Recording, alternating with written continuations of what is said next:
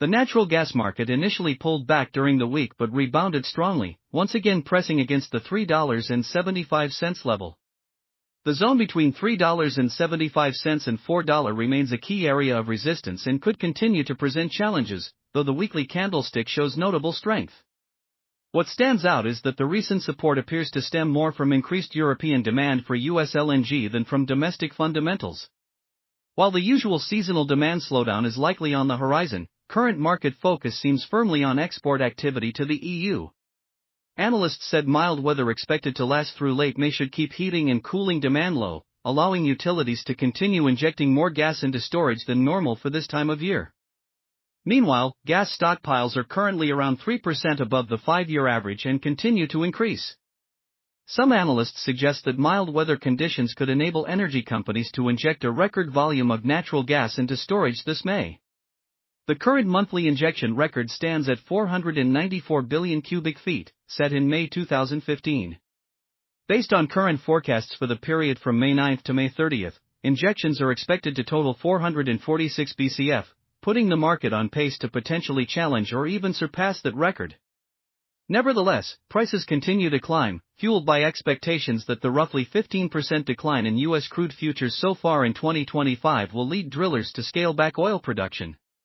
A reduction in oil output would, in turn, lower the volume of associated gas extracted alongside it. According to federal energy data, about 37% of U.S. natural gas production comes from associated gas. Over time, analysts believe this decrease in gas supply could put upward pressure on prices. Meanwhile, WTI crude oil futures rose 2% on Friday to settle at $61 per barrel, capping a weekly gain of over 4% as easing trade tensions between the U.S. and China boosted market sentiment. Optimism grew following news that U.S. Treasury Secretary Scott Bessent is scheduled to meet with China's vice premier in Switzerland on May 10, signaling potential progress in resolving trade disputes. Further supporting prices, Chinese exports outperformed expectations in April, and crude imports climbed 7.5% year-over-year, driven by stockpiling during refinery maintenance. Additionally, a separate US-UK trade agreement contributed to a more positive global trade outlook. Considering the potential rise in oil prices, the bullish optimism for sustained elevated natural gas prices appears somewhat overstated, especially given that the storage surplus is expected to continue growing until the summer heat sets in.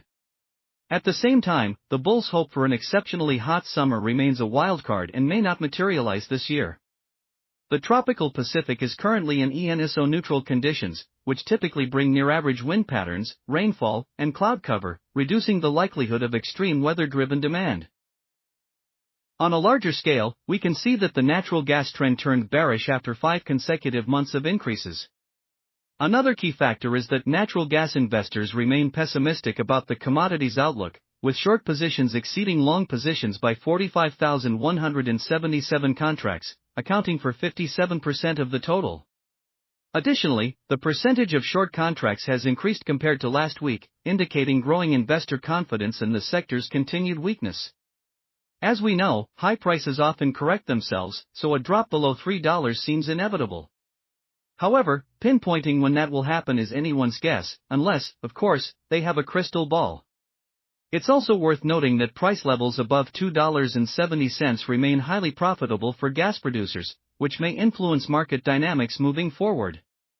As we can see, for that reason, prices have mostly stayed below the $3 threshold, except during the force majeure situation in 2022, though to this day, no one truly knows who is behind it.